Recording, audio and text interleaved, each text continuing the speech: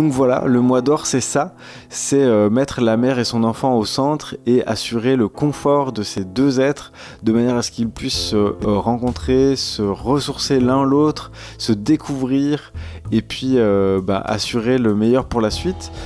Salut à toi et bienvenue dans ce podcast où je te partage en toute transparence mon expérience de papa Schrödinger. En effet, je vais très bientôt devenir papa pour la première fois de ma vie. Ce qui fait que je ne suis pas papa, mais quand même un peu, mais pas encore tout à fait. Bref, je suis dans un moment charnière, à la fois bouillonnant, passionnant et déstabilisant. Dans cet épisode, j'ai envie d'aborder le mois d'or, que tu connais peut-être déjà, mais peut-être pas, et je pense que c'est quelque chose en tout cas qui va marquer la façon dont on va s'y prendre avec ma compagne et dont on va gérer les premiers jours qui vont suivre l'accouchement. Donc je vais essayer d'expliquer un petit peu ce que j'en ai compris, même si je suis en cours de lecture de ce livre et que donc du coup il me manque des informations. Mais je crois avoir compris certaines choses, ou en tout cas les déclics que ça provoque de tomber sur ce livre et finalement sur cette façon de rendre accessible des choses qui sont pas du tout appelées le mois d'or exactement, mais qui font partie des traditions de certaines cultures qui ne sont pas la nôtre.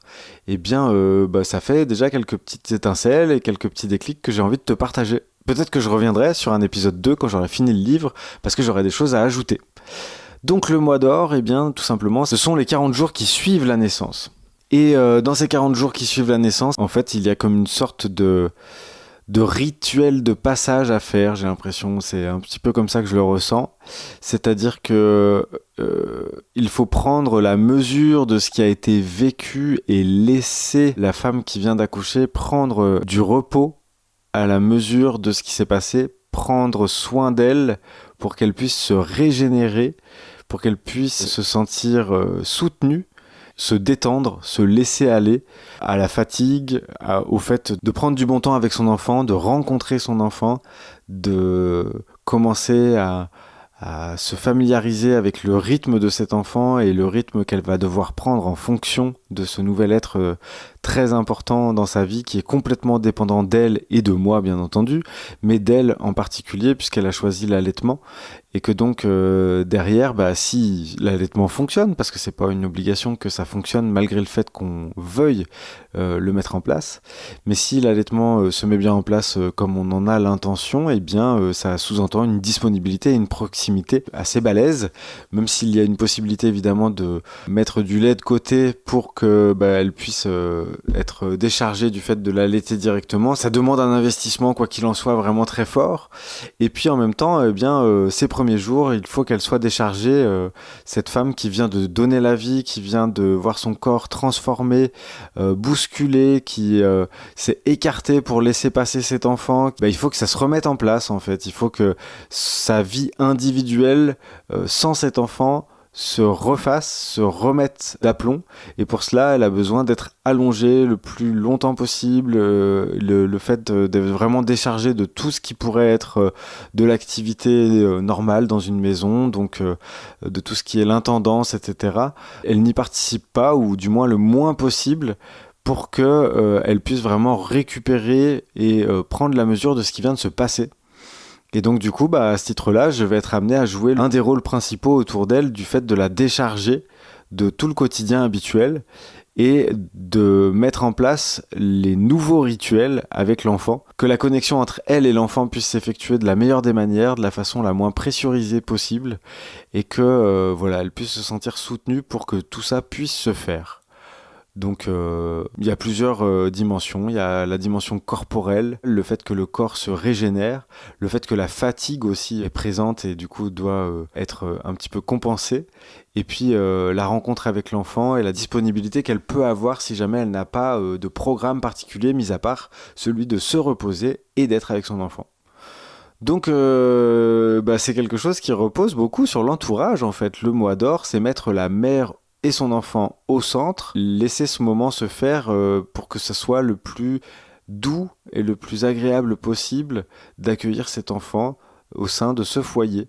Et je compte bien ne pas être en reste, hein. Du coup, je vais assurer l'intendance en partie, et puis je vais essayer d'organiser le fait qu'elle soit aussi assurée par d'autres gens qui voudront bien nous aider à vivre ces premiers jours, et à, par exemple, je sais pas, nous fournir quelques repas s'ils ont envie, ou passer juste faire un coup de vaisselle, ou je sais pas quoi. Donc avoir pendant ces jours-là précis un soutien de la part des gens en qui on a confiance, et qui pourraient nous donner un coup de main beaucoup plus significatif que de nous acheter le 25e doudou de l'enfant.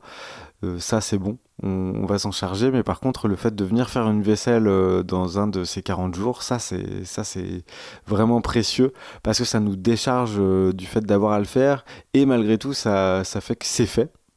Et que donc on n'a pas la culpabilité que ce soit pas fait sur la conscience. Non, ça avance, et malgré tout on peut se consacrer pleinement à cet enfant. Alors du coup j'arrive en deuxième, puisque cet enfant il a besoin d'être nourri par sa maman, et donc moi je vais assurer le fait que ce soit possible dans de bonnes conditions. Et puis évidemment je vais passer plein de moments avec lui pour le rencontrer, pour le découvrir, pour qu'elle puisse se reposer, et qu'il soit pas forcément toujours en train de lui demander des soins. Et donc voilà, ça va être un petit peu ça. Donc le mois d'or, c'est stopper un petit peu les habitudes pour commencer à installer les nouvelles habitudes, et surtout la rencontre et le nouveau rythme qui va pouvoir se faire après cette espèce de plateau, ce plateau de 40 jours sur lequel on peut se reposer et reprendre ensuite en disant voilà, maintenant on va intégrer cette nouveauté dans nos emplois du temps, et dans les obligations il va y avoir de nouvelles choses, et puis dans les horaires il va y avoir de nouvelles choses, et puis il y a plein de choses dont il faut prendre la considération et la mesure, et qui vont se découvrir sur ce plateau un petit peu. Et puis après, quand on va reprendre le cours des choses avec l'intendance à gérer, etc., tous les deux. Donc voilà, le mois d'or, c'est ça, c'est mettre la mère et son enfant au centre, et assurer le confort de ces deux êtres, de manière à ce qu'ils puissent se rencontrer, se ressourcer l'un l'autre, se découvrir, et puis assurer le meilleur pour la suite. C'est une sorte de moment suspendu, un petit peu sacré aussi, où on va faire au mieux, en tout cas, pour que tout ça se passe calmement. Il y a aussi le fait pour cette maman de devoir considérer, rencontrer son corps dans à nouveau les dispositions il n'y a plus d'enfants à l'intérieur. Et ça aussi, c'est quelque chose de particulier. Il faut pendant je sais pas combien de temps, il y a eu des choses qui se sont passées. Il y a eu un être qui a habité là, qui a bougé, qui a pris de la place, qui a créé des inconforts, mais aussi des surprises et aussi des émerveillements. Et puis là, on se retrouve avec son corps à soi, qui a été en plus marqué par le passage de cet habitant temporaire, et qui nous revient à nous, avec ces marques-là, avec ces stigmates-là, et qu'il faut digérer le plus calmement possible, et en mettant l'énergie qu'il faut pour que ce corps se remette, et donc le repos approprié au fait que ce corps recouvre le maximum de sa forme initiale, et dans tous les sens du terme. Voilà. J'aimerais quand même aussi partager quelque chose que j'ai ressenti à la lecture de ce livre, parce que au-delà de l'aspect nourrissant et éclairant de la façon dont on peut envisager les choses, il y a aussi quelque chose qu'on peut faire avec ce livre et que j'aimerais partager. J'ai senti qu'il était possible, étant donné justement l'exhaustivité avec laquelle c'est traité, c'est-à-dire qu'on peut faire plein de choses pour garantir ce confort des 40 premiers jours après la naissance. Il y a plein d'indications. Donc le fait de bien manger, de bien se reposer, d'avoir du calme, de pratiquer des exercices avant, de préparer avant beaucoup de choses. Et puis il y a aussi le temps dont on dispose, la disponibilité qui est la nôtre, et donc le fait qu'on ne peut pas tout faire dans ce qui est prévu. Et donc ce livre peut être aussi, je pense, l'occasion de se fouetter pour certaines personnes qui auraient tendance à s'auto-flageller avec les indications qu'on leur donne. Implicitement, il y a des personnes qui vont, quand on leur dit « tu pourrais faire ça », penser que s'ils ne le font pas, ils n'ont pas de valeur. Et donc si jamais tu lis ce livre de cette façon, alors là, ça va être un coup de fouet sur tes épaules renouvelé à tous les chapitres. Donc je te conseille de ne pas tout prendre comme s'il fallait tout faire, parce que si tu te mets à vouloir tout faire, tu vas te mesurer à plus grand que toi, et dans ce cas-là, a priori tu vas te trouver pas à la hauteur de ce qui se passe, et tu vas pouvoir partir dans quelque chose de vraiment pessimiste, auto-critique, et pas très constructif, je pense. Donc je voulais prévenir de ça parce que ce livre il donne beaucoup de trucs qu'on pourrait faire, et c'est vrai qu'il y a une petite voix que je connais très bien chez moi qui a commencé à se réveiller avec ce ton là, ce ton de l'autocritique et de l'auto-sabordage, en disant mais de toute façon voilà, t'es nul, tu peux pas faire tout ça. Et c'est vrai que oui, par exemple c'est bête hein, mais ma maison elle est pas assez grande pour que je puisse y mettre un grand congélateur pour pouvoir y mettre 1 mois de plats préparés que j'aurais fait auparavant. Bon du coup je fais comment ?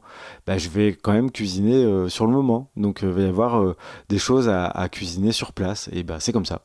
Donc je peux pas, parce que j'ai pas de congélateur de 70 litres ou de 100 litres, je peux pas faire ce qui m'est dit dans cette partie-là du bouquin par exemple.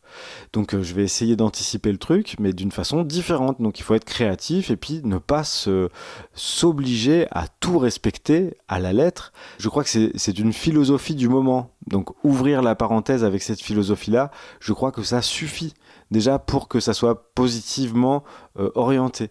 Il n'y a pas à faire tous les exercices dans l'ordre, il n'y a pas à cocher toutes les cases que le bouquin indique, parce que sinon on va devenir fou en fait. Donc voilà, je voulais quand même faire un petit crochet par ce côté-là de ce livre, qui pourrait autrement constituer un piège, une sorte de piège dans lequel on essaye de dire je vais dans le bon sens, et puis avec lequel on se fait du mal. Et donc il est hors de question que je me fasse du mal avec ce livre-là, et je voulais te l'indiquer comme une sorte d'avertissement, une sorte d'attention envers toi. Si la curiosité de lire ce livre est là, eh bien sache qu'il faut éviter cet écueil au maximum, parce que j'ai pas l'impression que ce soit quelque chose de très constructif au final de le prendre comme ça. Je t'invite à réagir en commentaire si jamais tu l'as déjà lu, si tu vas le lire suite à cet épisode-là, et qu'est-ce que ça t'apprend et qu'est-ce que tu penses de cette façon de voir les 40 premiers jours après la naissance. Il y a beaucoup de cultures qui considèrent que ce moment juste après l'accouchement, c'est le moment de mettre la femme qui vient d'accoucher et son enfant au centre des attentions, de manière à créer cette parenthèse ressourçante. Et ça a été traduit pour nous autres occidentaux par Céline Chadelat et Marie-Maë Poulain dans ce livre qui s'appelle donc Le Mois d'Or aux éditions des Presses du Châtelet. Voilà, c'est ce que je voulais dire sur le sujet aujourd'hui. Donc merci à toi d'avoir écouté cet épisode jusqu'au bout. N'hésite pas à le partager autour de toi, à tous les papas et toutes les mamans Schrödinger que tu connais, et les parents en général qui ont peut-être perdu contact avec ce moment unique, à la fois important et déroutant.